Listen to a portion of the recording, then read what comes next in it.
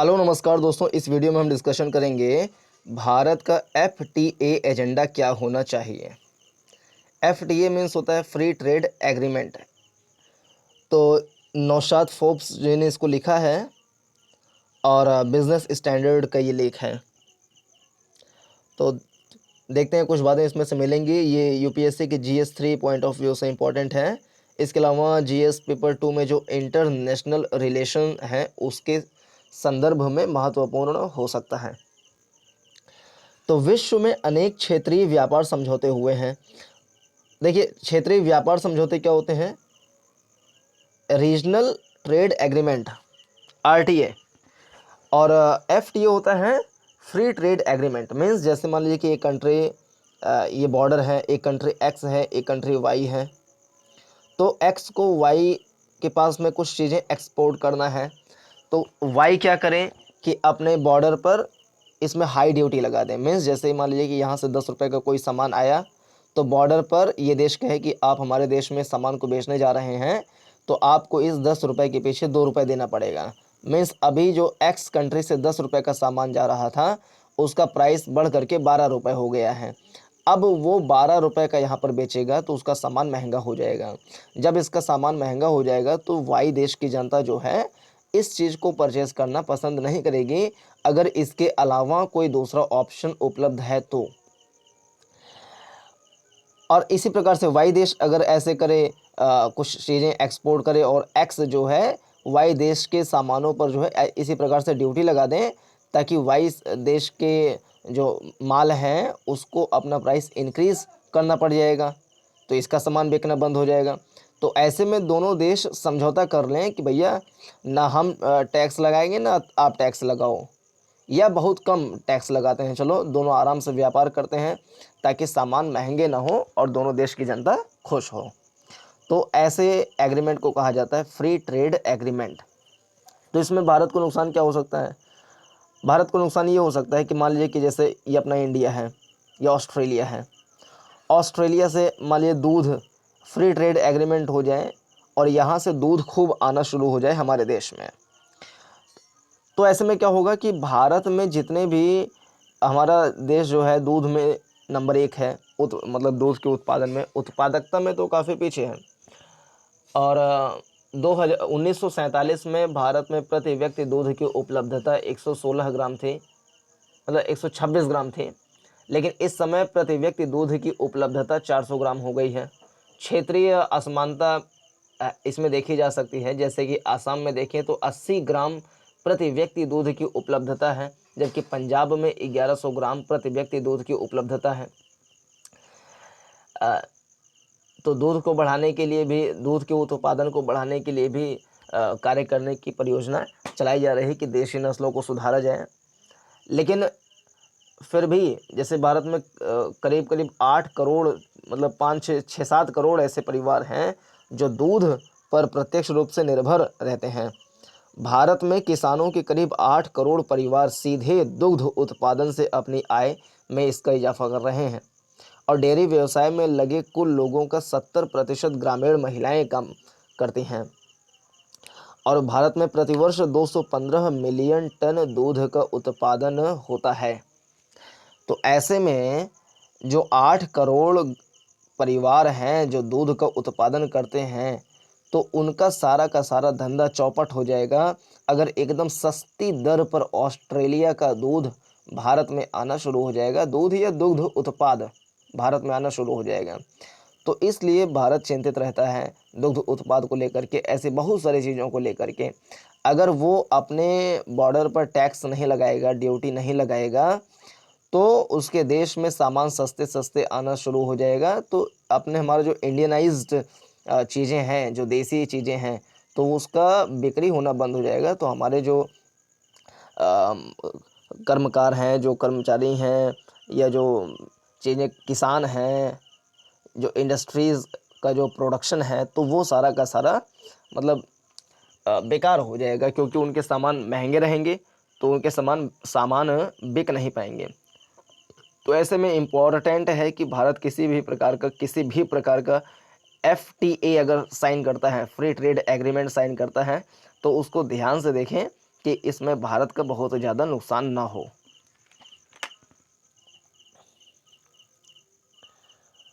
भारत ने भी 2012 के बाद श्रीलंका, बांग्लादेश, आसियान, जापान और दक्षिण कोरिया से व्यापार समझौते पर हस्ताक्षर किए थे। भारत में मुक्त व्यापार समझौते फ्री ट्रेड एग्रीमेंट के बारे में उद्योग व सरकार में एक विचार यह पनपना शुरू हो गया था कि इनसे भारत को फ़ायदा नहीं हुआ, बल्कि उल्टा इनसे उसके उद्योग को नुकसान हुआ। यह विचार त्रुटिपूर्ण था और हम एशिया के साथ महत्वपूर्ण समझौते क्षेत्रीय व्यापार आर्थिक भागीदारी आरसेप में 2019 में अलग हो गए थे। RCEP regional comprehensive economic partnership 2019, इसमें क्या आसियान कंट्री हैं प्लस दक्षिण कोरिया है, जापान है, चाइना है, ऑस्ट्रेलिया है, ये सारे मिल करके RCEP बनाते हैं। यानी ये सारे देश आपस में जो है फ्री ट्रेड एग्रीमेंट के सिद्धांत पर व्यापार करेंगे। तो भारत को भी शामिल होने की बात की जा रही थी, लेकिन भारत इस वाले संगठन में अपने आप को शामिल नहीं किया और इससे वह बाहर हो गया।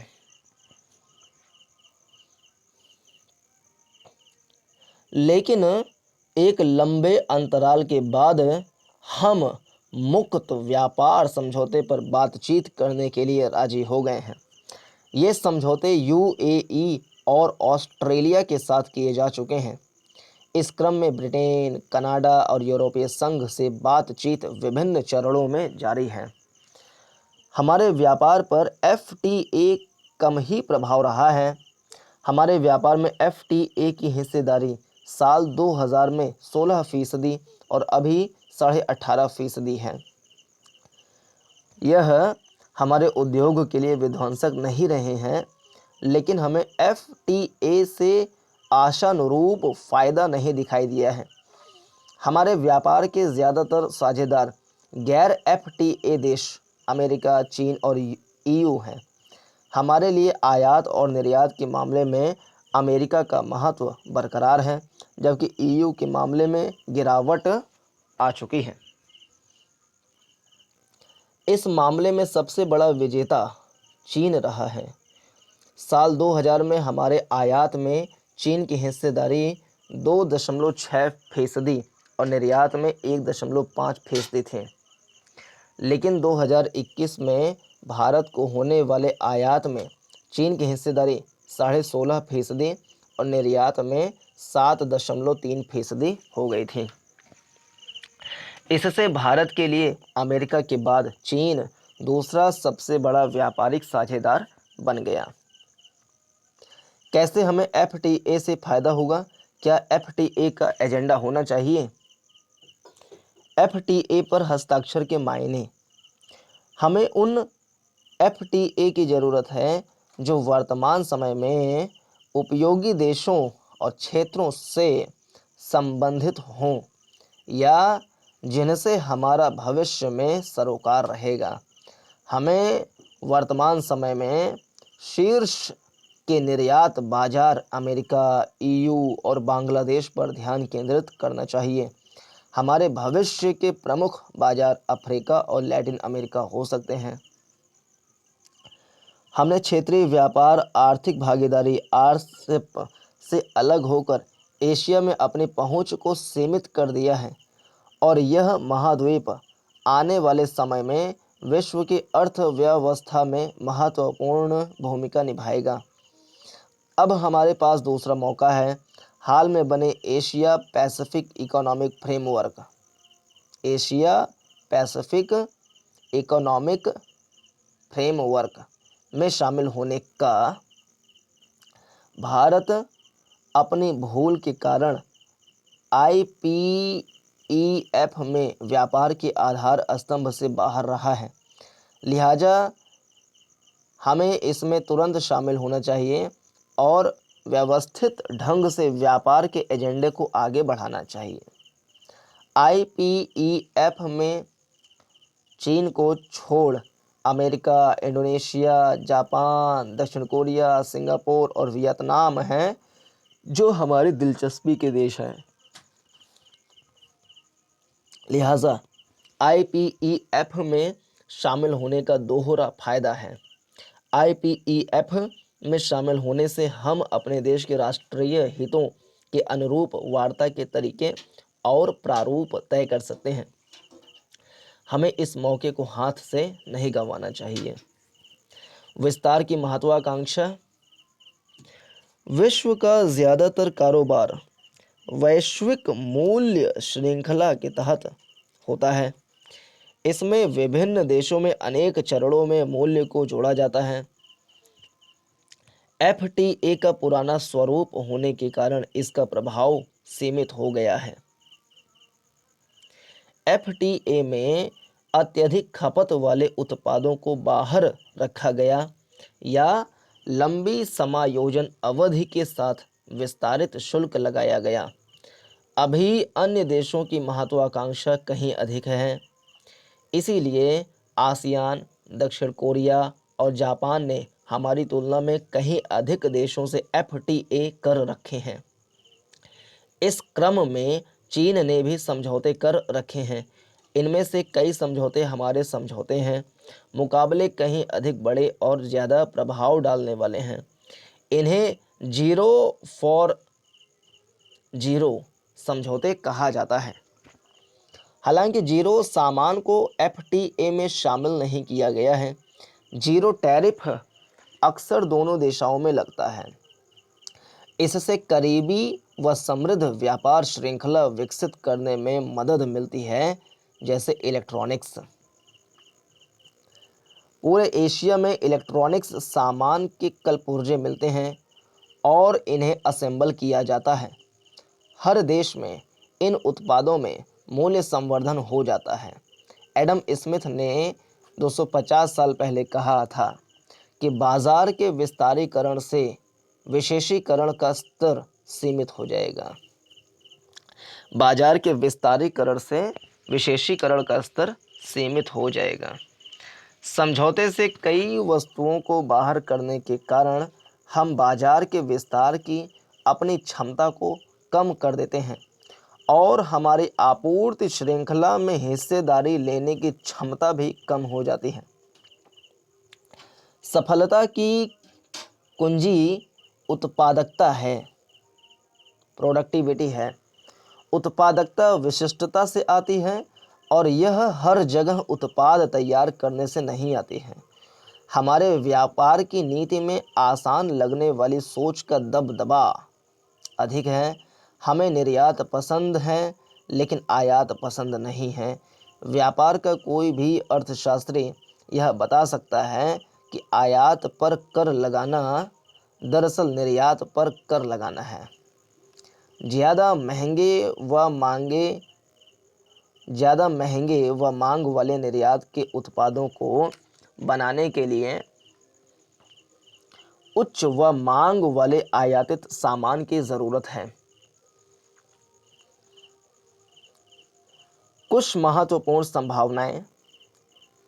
परिधान उद्योग के लिए कपड़ा बुनियादी ज़रूरत है, लेकिन परिधान में छोटे हिस्से जैसे बटन, जिप और अस्तर उत्पाद में जमीन आसमान का अंतर डाल देते हैं।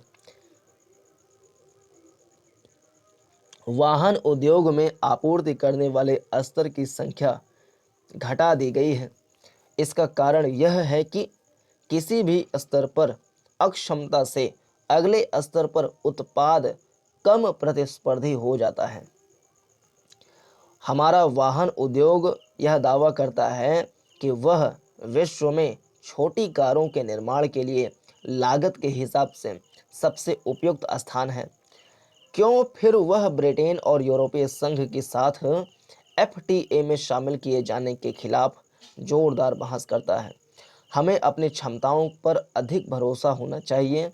हमें हस्ताक्षर किए जाने वाले FTA में वाहन, वाणिज्यिक वाहनों से लेकर कारों तक, दोपहिया वाहनों से लेकर निर्माण उपकरण तक और वाहन और वाहनों के कलपुर्जों दोनों को शामिल करना चाहिए।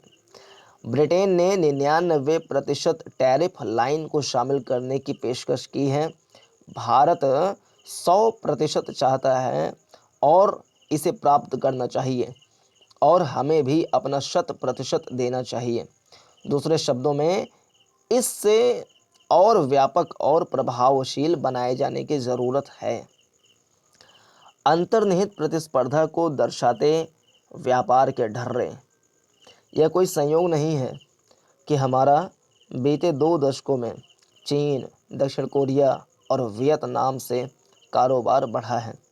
ये विश्व के सबसे ज़्यादा प्रतिस्पर्धी देश हैं और लगभग सभी देशों के व्यापार संतुलन का झुकाव इन तीनों देशों की ओर हो गया है।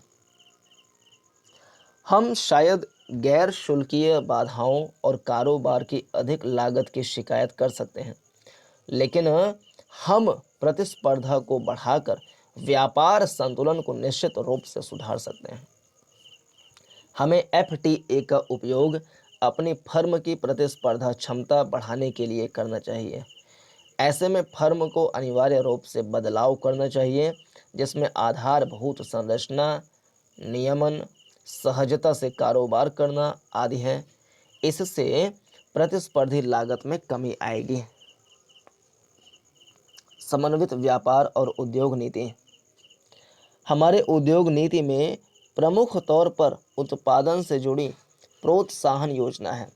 इस योजना के तहत 14 क्षेत्रों में उद्योग को सकल घरेलू उत्पाद की 1% रियासत की अवधि 5 साल है, ताकि उनका उत्पादन बढ़े। इन क्षेत्रों को हमारी व्यापार नीति से जोड़ा जाए। इसमें रियायत लेने वालों के लिए निर्यात अनिवार्य अभी 14 क्षेत्रों में से 2 या 3 क्षेत्रों में है किया जाए। यह सुनिश्चित किया जाना चाहिए कि PLI में शामिल सभी उत्पादों को हस्ताक्षर किए जाने वाले FTA में स्पष्ट रूप से शामिल किया जाए। UAE से किए गए FTA में PLI स्कीम के तहत एयर कंडीशनर को छोड़कर आने वाले सभी व्हाइट गुड्स को शामिल किया गया था। चीन प्लस वन नीति का फायदा उठाएं। FTA में अनिवार्य रूप से निर्यात और आयात पर जोर होना चाहिए। हमारा इन उत्पादों से अधिक सरोकार है।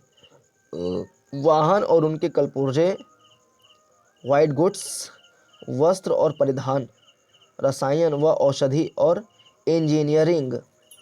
लिहाजा हमें इन उत्पादों को अवश्य शामिल करना चाहिए।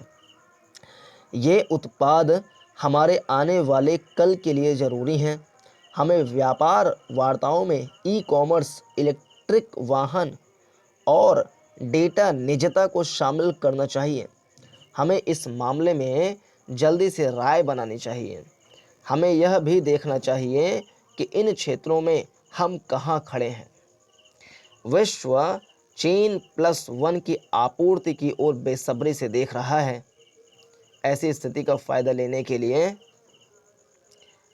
भारत से अच्छी कोई देश नहीं है, लेकिन इस स्थिति का फायदा लेने के लिए यह ज़रूरी है कि हमारा उद्योग अपनी क्षमताओं पर विश्वास करे, ताकि वह भारत और विश्व में सर्वश्रेष्ठ के लिए प्रतिस्पर्धा कर सकें। भारतीय उद्योग का भविष्य व्यापार निर्धारित कर सकता है। तो ये था इस वीडियो का डिस्कशन। पूरा देखने के लिए धन्यवाद। नमस्कार, जय हिंद।